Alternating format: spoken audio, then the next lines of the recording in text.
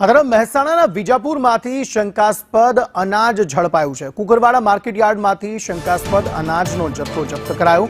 Shri Ganesh trading company નામની પેઢીમાં આ જથ્થો રખાયો હતો। 7,700 કિલો અનાજનો જથ્થો પુરવઠા વિભાગે અહીંથી ઝડપ્યો છે। બાતમીના આધારે તપાસ કરતા આ જથ્થો ઝડપાયો। ઘઉંના 2,045 કિલો જથ્થો, ચોખાનો 5,048 કિલોનો જથ્થો અહીંથી જપ્ત કરાયો, જ્યારે ચણાનો 613 કિલોનો જથ્થો જપ્ત કરી ઝડપી તપાસ શરૂ કરી છે।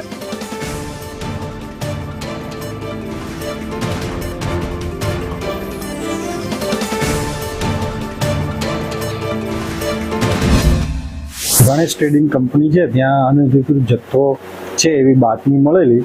એના આધારે અમારા નાયબ મામલતદાર પુરવઠાને તપાસમાં મોકલેલા। તપાસમાં ઘઉં 21 બોરી, ચોખા 100 કટ્ટા અને 13 કટ્ટા ચણાનો જથ્થો અનધિકૃત અમને સંગ્રહ કરેલો મળી આવેલો છે।